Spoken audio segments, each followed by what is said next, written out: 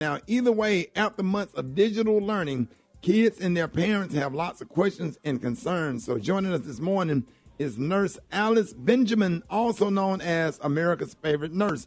Now, she's based in L.A. Thank you for getting up so early this morning, and has more than 23 years of experience as a nationally board-certified clinical nurse specialist and a family nurse practitioner. Good morning, Nurse Alice, and thank you for joining us this morning. Left that West Coast this really early for you. Good morning.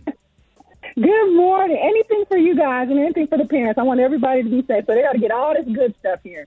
Absolutely. Now, recently, the American Association of Pediatricians gave their recommendations for students and all faculty for COVID-19 protocols. Can you break down these recommendations for our listeners? Yes, so I'm going to make it very plain. So if your child's eligible to get a vaccine, they should be vaccinated. Your child and anyone on campus should wear their mask. Indoors, definitely. Outdoors, possibly. Also, physical distancing. The students need to be distanced at least 3 feet apart. We need to make sure that they're getting screened and tested appropriately.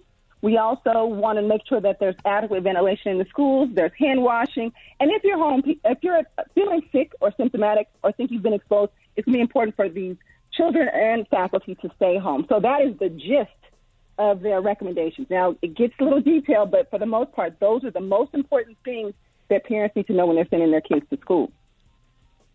Oh, wow. Now, Alice, as a family nurse practitioner working on the front lines every day, treating patients, administering the COVID-19 test, what percentage of school-age students are you seeing coming in? Because I know that's a concern of many parents.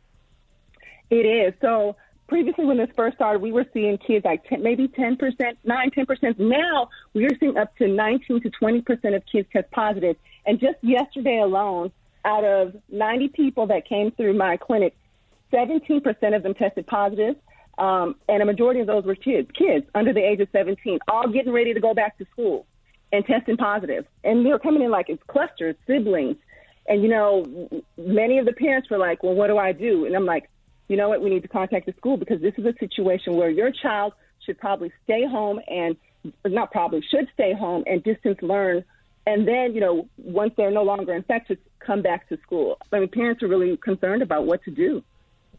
We're speaking with family nurse practitioner Alice Benjamin. Now, as a parent of a 12-year-old getting ready to go back to school, and I'm a little nervous, because he did virtual learning last year. And of course, he's going back this year.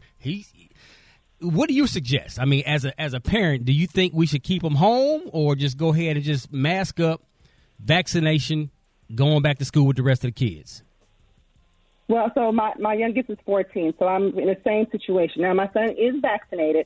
Now, it's going to be the schools and the parents need to implement a multi-layer approach. It's not vaccine or mask or do this or that. We need to do all of these things. But it is important that we get the kids back in school, but we got to do it safely because that's the best place for them to learn. I don't know about you, but I struggled last year trying to help my son with his math homework and science homework. And, even being in the school, socially, they need to develop, relationships. Many of them are getting a lot of the structure and the lessons that they need. So it's important for kids to be in school. But the only way we're going to do that is if everybody does their part, because we're on the honor system right now. And I need parents, students, and teachers to all be honorable, making sure that we're holding everyone accountable. Are the students, so distanced enough?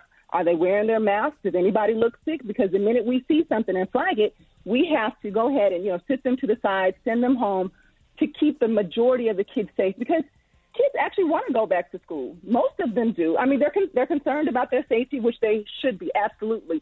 But we got to figure out a way to safely get them back into schools. And that might look a little different for the different school districts across the nation, depending on what your transmission rate is in your particular county. Some of y'all are really, really high, so you may need to do more of a, sit your butt at home and go to school, where others, if you're lower, low transmission rates and you have the ability to have lesser students in class, you have good ventilation in your school, you got good hand washing, stations spread out, and, those type of situations, let's get the kids back in school. But let's do so safely, and let's be honest, because I had a parent who had 4 kids that tested positive, and I was explaining to her they need to stay home. She's like, well, they ain't going to school. I was just like, wow. Oh, wow. Well, I have a question, Nurse Alice. What are some things that you can do to kind of convince the kids that don't want to go back to school to get them back into the routine, like activities or, any suggestions? Because some of these kids are like, they don't want to go back. They like being at home, but like, is it a way to trick them or something really special that you can do or suggest? Well, I'm a black mama, so I don't all the convincing that other people need to do, but I'm just saying, because my son did this. He tried it. He tried to roll out of bed 10 minutes before class, pajamas, just pull the do-rag off before class. I said, no, sir. I said, we are setting you up to be a successful adult. And that requires for you to get up early, eat breakfast, shower, do all the things you would normally do, because you would normally be up an hour before school starts, an hour and a half, getting ready, be in the car and traffic, going to school. So I'm going to need you to get up and do the same things, because otherwise this generation is going to get really lazy with all this virtual stuff. Now, I get it. I love technology too. But listen, that's what we're not going to do. Not today. And so I just want to encourage the parents. You can't just like, little Jimmy, if you do this and I'll give you this. No, sir. That's not what we're doing. The parents need to take authority and tell their kids, like, this is what you're going to do today because I'm not going through it.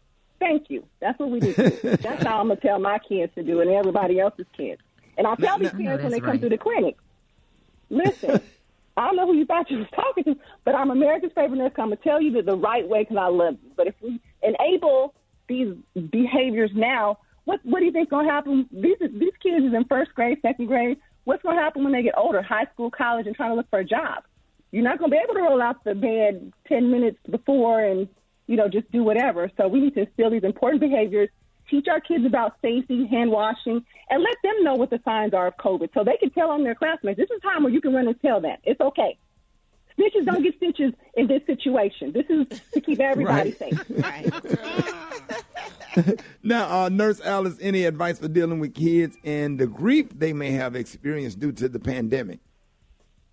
Yeah, we sometimes dismiss some of the grief that they're experiencing. So we're like, oh, it's just, it's a football game. It's just it's the prom. You'll be okay. You'll have other events. And it's really important that we talk to our kids, acknowledge the things that they are grieving over and missing.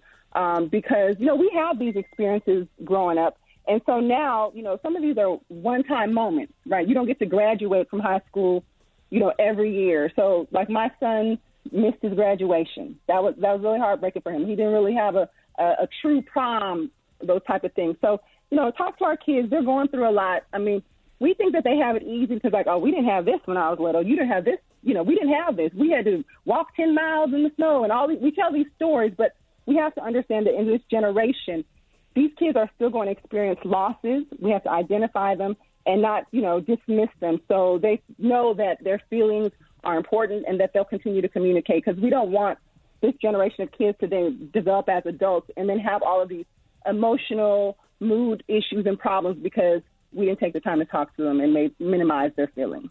Kids have feelings too.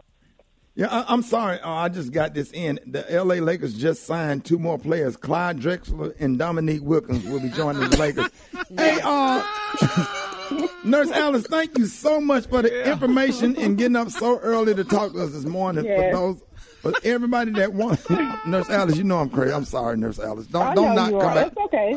Don't not come back on the show no more because of my ADHD or whatever. I didn't take my Adderall this morning. For those who want more information or to follow you on social media, where can they find you? Yes, I'm on all social media platforms at Ask Nurse Alice. That's Ask Nurse Alice. And I have a website, AskNurseAlice.com. Ask me anything. I'm happy to point you in the right direction and give you everything you need to know so I don't have to see you in my ER or my ICU. Right.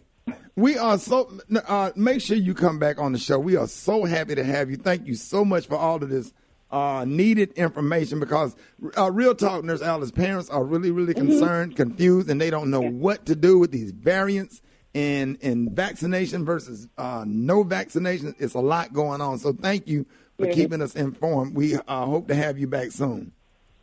All right. Thanks, y'all. You have a good one. Thank you. Have a good day. Y'all give it up and show your love for Nurse Alice. One time. Yeah. Congratulations to Clyde Drexler and Dominique Wilkins. We'll be joining the Lakers. So we'll have more coming up all morning, y'all.